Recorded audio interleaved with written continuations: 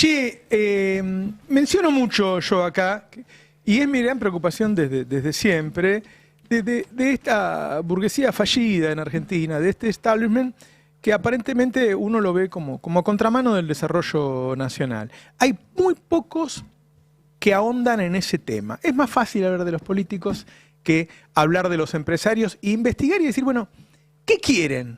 Bueno, ese libro, ¿qué quieren?, lo hizo un periodista muy respetado por mí, admirado, que se llama Ale Berkovich, y está acá conmigo. Hola, Robert. ¿Cómo te va? ¿Qué tal? Gracias por todo el apoyo que nos has dado en estos días que tuvimos algunos problemas. Por favor, toda mi solidaridad. Vengo y te traigo además la de Ángela, que me dijo decirle, Roberto, ahora cuando me estaba yendo de casa, que me solidarizo con él. Bueno, también vino Ari ayer al programa. Lo vi. Así que, bueno, buen día a todos, buen día, Fer. Bueno, no te digo que nos cuentes el libro porque quiero que la gente lo compre, mostralo, pero contanos qué quieren los dueños de la Argentina. Bueno, este libro que la verdad que me sorprendió la cantidad de gente que Impresionante. vino. Sí, fue alucinante porque es un tema que a vos yo sé que te apasiona, a mí también, pero no parece ser una pasión de masas. No.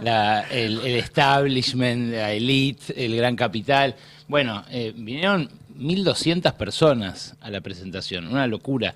Y me da la sensación de que en parte ese interés tiene que ver con la incógnita, con el tabú que suele rodear al gran capital, por razones evidentes, porque ellos trabajan mucho para que no se sepa nada de ellos. De hecho, bueno, es lo que pasó con Cabezas, ¿no? Que le sacó una foto a Chabrán en su momento. Hoy, en la era de las pantallas, de las plataformas, todavía, si vos mirás la lista de las 50 grandes fortunas de Forbes, a la mayoría nadie le conoce la cara. Así es, pueden andar por Buenos Aires tranquilos, que nadie va a decir, mirá quién está ahí.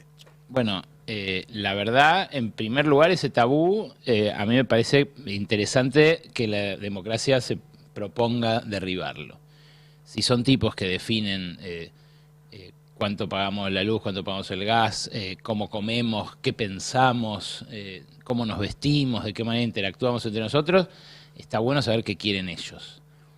Segundo, me da la sensación de que tomaron una decisión, no necesariamente orgánica ni coordinada, pero una decisión bastante unánime de bancar a Milei, de bancar este proceso de transformación, de reseteo de la economía argentina, y que lo hacen incluso en los casos en los que lo hacen a pérdida.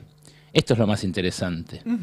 Mi hipótesis es que lo hacen porque, por un lado, Milei sintoniza con un anhelo muy viejo de ellos, de correr al Estado, de la disputa por el excedente, donde el Estado viene a intentar sacar de su órbita de decisión una parte de lo generado por la sociedad. Si vos mirás el PBI argentino, bueno, si el Estado representa un 40% como salió de la pandemia, o un 35% como salió del kirchnerismo, no es lo mismo que represente un 25% como en 2001. Ese 25% del PBI, no digo que necesariamente se decida democráticamente su destino, porque el Estado no es tan transparentemente representante de la sociedad, pero es un 25%, un 35%, un 40% que escapa a la decisión de los dueños. Un poco enhebré esta hipótesis de tanto escucharlo a Paolo Roca, que me parece el que más nítidamente expresó este deseo, esta rivalidad con el Estado en los últimos 10 años. Avisó mucho Roca, lo dijo muchas veces, cuando lo cagó a pedos a Guzmán, ¿te acordás una vez? Sí. En ProPymes, pero en muchas otras ocasiones el jefe de Techint mostró al Estado como un rival. Pero también me di cuenta un poco en China. El año pasado, cuando conocí China, pregunté, tal vez demasiado arriesgadamente, pero pregunté por los grandes magnates chinos, que, ¿se acuerdan? El dueño de Alibaba, por ejemplo, que vos en China lo usás todo el tiempo. Jack Ma. Claro, Jack Ma es el tipo, pero vos en China usás Alipay, Alibaba, AliExpress, usás todas las versiones de la misma plataforma, que es súper integrada, muchísimo más eficiente que las que usamos acá. Impresionante, pero también parte del control social que claro, tiene el Estado. Bueno, en un momento les pregunto, ¿y ellos qué quieren? Y si ellos quieren otra cosa distinta a la que quiere el Estado, el partido, ¿qué hacen? Bueno, no creo no creo siquiera que se animen a decirlo, me dijo uno. Claro, la relación entre el Estado y el capital es muy distinta en Occidente. Y estos tipos deciden y quieren tomar decisiones, bueno, sobre la mayor porción del PBI posible. Bueno, me parece que con Milei sintonizaron en parte por eso, pero en parte también porque ellos conectan con una embestida del gran capital contra el trabajo que se está dando a nivel mundial, que la verbalizó, la explicitó Warren Buffett hace 20 años cuando dijo hay una lucha de clases, Y la estamos ganando. la está dando la mía y estamos ganando. Claro. Bueno, este libro recoge en mi ensayo, es una introducción mía, luego esta hipótesis desplegada en función de lo que hablé con ellos en estos últimos 25 años, buena parte de los cuales los pasé al mando de Fernando Alonso como editor. Y bueno, Hay cosas peores. Hay cosas peores, sí, seguro. Más o menos. Bueno, el diálogo con ellos es el que nutre y cruza esta hipótesis y la va buscando contrastar con lo que pasa hoy, pero son diálogos míos con, no sé, Javier Madánes Quintanilla, Bulgeroni, Minlin, Brito, tipos que no hablan todos los días en los medios. Y con ellos, recogiendo algunas de estas conversaciones de estos últimos años, y algunas que hice el año pasado mientras Vos hacía has el libro. logrado que hablen con vos, a pesar de que tenés una posición muy crítica sobre ellos. Sí, sí, siempre fue así y siempre tuve ese acceso en función de un trato respetuoso, aún en el disenso y en muchas veces. Bueno, algunos no, algunos han dejado de hablarme, algunos se han enojado, han intentado tomar represalias, pero la verdad. Me preguntó Rey, cuando lanzamos el libro, si este era un libro antiempresa. No, este no es un libro antiempresa. Este es un libro que precisamente busca desentrañar qué quieren los dueños de las principales fortunas del país, porque me sorprende que en muchos casos estén dispuestos o parecieran estar dispuestos a sacrificar sus empresas. Claro. Tengo una pregunta. La clase media porteña, por identificar a un votante del PRO institucionalista, ¿se sentiría defraudada después de leer qué esperan las grandes fortunas, los grandes empresarios para la sociedad? No, yo creo que les interesaría. Les puede interesar leerla, pero digo, ¿se sentiría defraudado del país que ellos piensan? ¿Es el mismo país que ellos están creyendo apoyar? No. La apuesta y el modelo por el cual parecen jugados los dueños es una apuesta subdesarrollista. Es un planteo que no incluye a toda la población.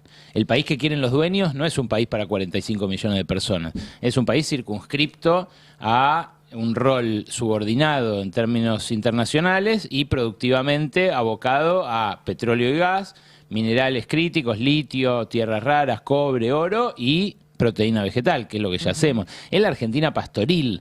Lo que pasa es que lo interesante es que Ceci Ricap, por ejemplo, que es una de las investigadoras que convoqué en esta compilación de otros 5 ensayos, hay 5 focos distintos en los cuales tratamos de respondernos la pregunta ¿qué país quieren los dueños? El foco que hace Ceci Ricap es buenísimo, yo se la súper recomiendo a Ceci, es una economista que ahora trabaja con Mariana Mazzucato, es la jefa de investigadores de Mariana Mazzucato en Londres, estudió conmigo acá en la UBA, Orgullo Nacional, y estudia específicamente la dinámica económica de las plataformas. Entonces, en su capítulo lo que se ve es que todo lo que desarrolla Marcos Galperín, por ejemplo, está subordinado a la nube de Estados Unidos, a la nube de Amazon Web Services, por ejemplo. Así como en su momento empezó imitando a eBay, con fondos de un tipo que estaba en PayPal, bueno, trabaja para Amazon, para Jeff Bezos, y ninguna de las innovaciones en términos de programación y de desarrollo implica un grado de avance en tecnificación argentina o en IT. es muy interesante eso porque actualiza la teoría de la dependencia, que nada, es un sustrato fundamental para este libro. De hecho, es lo que medio busco contrastar en la realidad actual. No solo los teóricos de la dependencia latinoamericanos, que son buenísimos, también la propia Rosa Luxemburgo, Lenin, todas las teorías del imperialismo, hasta la teoría de la dependencia, creyeron que había algo desde afuera, una fuerza desde afuera que te cagaba. Bueno, los dependentistas agregaron un factor, que es que hay un gerente local que facilita esa explotación o esa exacción. Ahí hay otra punta que es qué amigables que son con el capital extranjero, ¿no? La relación, si uno ve a Milei no es un tipo que está para hacerle negocios a Roca y qué sé yo, nada más. Es un tipo que está abriendo al capital extranjero y a los negocios de Estados Unidos, y no veo que haya un rechazo en la élite, por lo menos no sé, no lo veo sobre la mesa. No se ve justamente porque esa élite renunció a que la Argentina lleve adelante un proceso de desarrollo autónomo. Y Milei es la expresión política de esa renuncia. Si ellos estuvieran dispuestos a conducir el desarrollo argentino... Por eso no son una burguesía, ¿no? Claro, pero es muy interesante porque hay un montón de estudios en esta época que hablan de esto. Varoufakis, con su libro Tecnofeudalismo, que recomendó un montón, Sí, lo leí. dice esto, dice, los capitalistas ya no son capitalistas, son rentistas, y los que siguen intentando ser capitalistas, no sé, mi amigo Roque Manuli, que hace estas camisas maravillosas con sus sastres y sus costureras en Lomas del Mirador. Talento argentino, vos lo ves, un chabón, un sastre que con los dedos dibuja un bolsillo en el aire, de un saco, hermoso.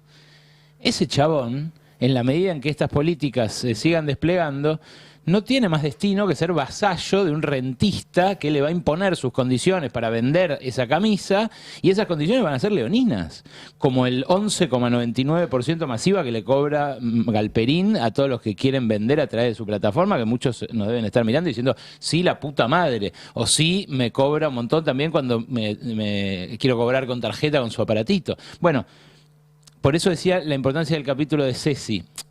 Aún lo más avanzado que tiene la Argentina, los unicornios argentinos, que tanto orgullo le dan al suplemento económico de la Nación, por ejemplo, bueno, no derraman, por decirlo en sus términos, innovación sobre el resto de la economía. Y se podría hacer eso, porque la gente que labura en esos unicornios desarrollando con la nuestra, porque tienen unos subsidios estatales monstruosos, podrían estar haciendo una plataforma, un Uber argento, que en vez de darte 3 tipos de auto para moverte por la ciudad, uno más caro, otro carísimo y otro extra caro porque hay alta demanda, te diga si hay un transporte público alternativo que te puedas tomar, si hay la posibilidad de que te sientes en el auto de alguien que lo tenga vacío. Claro.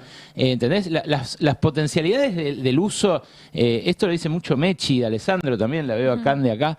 Las potencialidades del uso de la tecnología para mejorarnos la vida hoy, si hubiera decisión de los dueños y hubiera la posibilidad de articular con el Estado, es infinita. No hay ninguna idea de desarrollo, de planificación, de nada, de parte de los empresarios. Ale, Cero. ¿qué pasa con los que sobran? Porque una de las características de la élite económica argentina, entre otras cosas, es que toma como referencia, por citar a los países vecinos, antes Chile, ahora Perú, pero más o menos es el modelo que ambicionan.